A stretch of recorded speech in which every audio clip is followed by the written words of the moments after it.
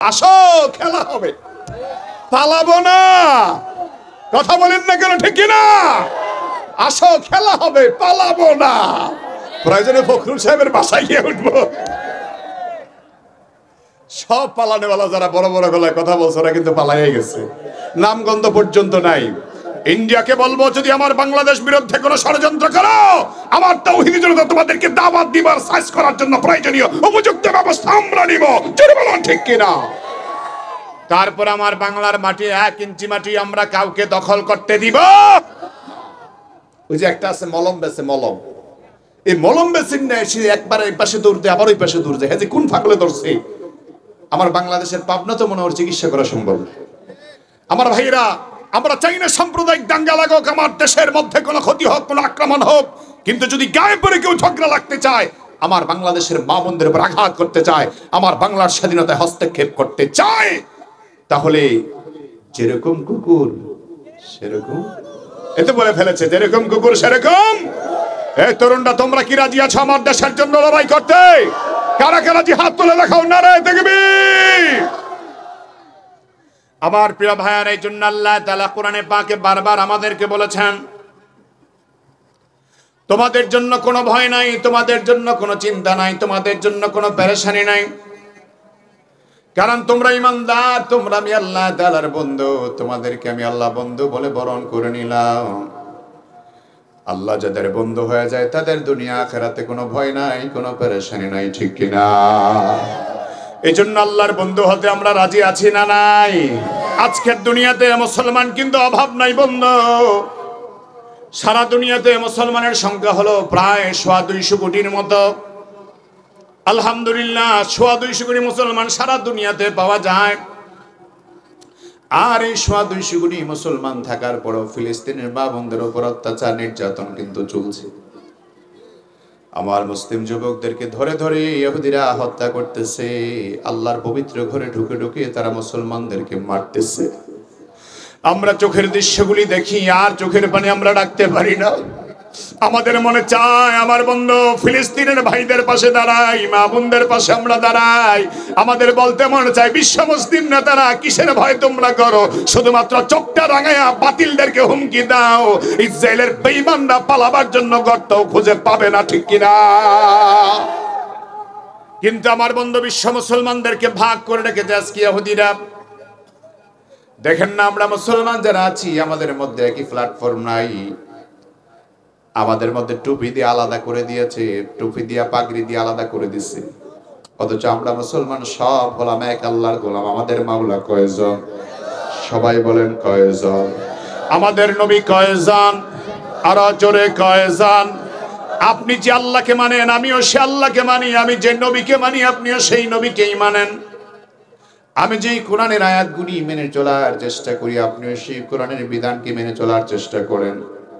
সুতরাং পৃথিবীর মুসলমান যদি ঐক্যবদ্ধ হয়ে যেতে পারত, মুসলমানদের উপর আঙ্গুল তুলে কথা বলার ক্ষমতা দুনিয়ার কোনো বেঈমানের বাচ্চার হতো না।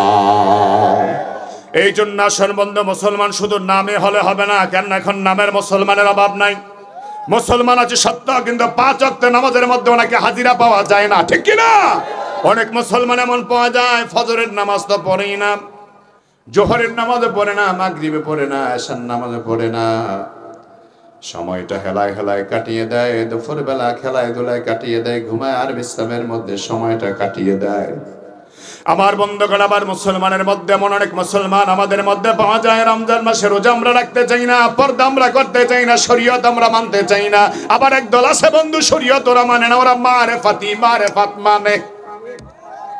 ওরা লম্বা লম্বা চুল রাখে, মাথার মধ্যে জট লেগে যায়, গোসল না করতে না করতে মাথার মধ্যে এত জোর পরিমাণ জট লাগে, গায়ের মধ্যে সালার চট বাইদা বাইদা হাঁটে। শীতকালও নাই, গরমকালও নাই। আমার বন্ধু গায়ের মধ্যে সালার চট বাইদা হাতে, বড় আল্লাহর ওলি আর বড় বুজুর্গ বুঝায়, কিন্তু নামাজও পড়ে না, গোসলও করে। তো গোসল করো না তুমি, নামাজ পড়ো না তুমি, কিসের মারেফাতে? তুমি তো ভণ্ডামি ছাড়া কিছুই নয়। জোরে আওয়াজ করে বলেন ঠিক কিনা? মুসলমান নবীর উম্মতেরা আমাদের বাংলাদেশে তাদেরও কিছু ভক্ত আছে, বলে বাবা অনেক কামেল মানুষ, বাবা অনেক হক্কানি মানুষ, বাবার মধ্যে অনেক কারামতি আছে। বাবারে গোসল করায়া সেই গোসলের পানি ময়লা জায়গা দিয়া কত জিবা সাবা দিয়া ধুয়া ধুয়া যায়, আর ভক্ত মরিদানরা খাওয়ার জন্য লাইন ধরে। এত খবিশের খবিশ, খবিশ কি আর গাছে ধরে? যেরকম ঠিক কিনা?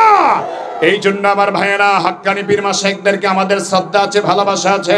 আল্লাহর ওলিরা এই বাংলার জমিনে দ্বীনের প্রচার করেছেন, ইসলামের প্রচার তারাই করেছেন, দ্বীনের দাওয়াত তারাই দিয়েছেন। কিন্তু পীরের নামে শরীয়ত বাদ দিয়ে যারা মারেফাতের দাবি করে, মদ খাবে, গাঁজা খাবে, ইয়াবার আসরে বসাবে, তারা কখনো পীর হতে পারে না। ওরা হলো শয়তানের পীর, ঠিক কিনা? এই জন্য আমার প্রিয় বন্ধুগণ, মুসলমান তো অভাব নাই, কামের মুসলমান অনেক কম আছে। 5 ওয়াক্ত নামাজে হাজিরা দেওয়ার মুসলমান কম আছে বন্ধু। দেখবেন জুমার দিনে জুমার নামাজ পড়তে যায় এমন কিছু সংখ্যক লোক আছে শুধু সপ্তাহে একদিন পড়ে, তাও সবার শেষে আসে। লোকেরা কয় ব্যাপার কি, নামাজ তো পড়ে একটু আগে আসতে অসুবিধা হয়। কয় না, তাও তো পড়তাম না। তো পড়ো গা। বলে আমি পড়ি। হুজুরদের মুখে শুনছি ঘরের বউ ঠেলা ঠেলা ধাক্কা ধাক্কা পাঠায়া দেয়। ঘরের বউ পাঠায়া দিয়ে আমারে বলছে, যদি জুমার নামাজ না পড়ো তাহলে কিন্তু আমি তালাক প্রাপ্ত হয়ে যাব। কারণ জুমার নামাজে তুমি পড়ো না, আমি তোমার বউ থাকি কেমনে? এই জন্য আমার জোর করে ধাক্কা ধাক্কা আমার বউ পাঠায়। আমি আসলে জুমার নামাজও পড়তাম না। জোরে করে নাউজুবিল্লাহ। এরকম সংখ্যক কিছু মুসলমান সমাজে আছে না নাই? আসতে বলবেন না, জোরে বলেন আছে না নাই? আর আমার বাংলাদেশে তো দেখা যায় অনেক ক্ষেত্রে বউদের মাঝখানেটাই বেশি চলে। অনেক পরিবারে অশান্তি সৃষ্টি করার জন্য সবচাইতে বেশি দায়ী হলো অনেক ক্ষেত্রে মায়েরা, বোনেরা। আমার বন্ধুগণ, সত্যিকারের মায়েরা, বোনেরা যারা আছে তারা স্বামীর উপর মাস্তানি করতে চায় না, শ্বশুর শাশুড়ির উপর মাস্তানি করে না, কিন্তু কিছু কিছু পাওয়া যায় বেশি বেশি মাস্তানি করে। বাদশা একদিন জিজ্ঞেস করলে, আমার ওজিররা নাজিররা, তোমরা যে আমার কাছে আসো, তোমরা কি আমার কথা বেশি মানো না বউর কথা? কয়, স্যার সবাই আমরা বউর কথাই মানি, বউয়ের কথাই আমরা বেশি মানি। বলে, তোমরা যদি বউয়ের কথাই বেশি মানো, বউয়ের কথাই বেশি চলো, তাহলে তোমরা আমাকে বলো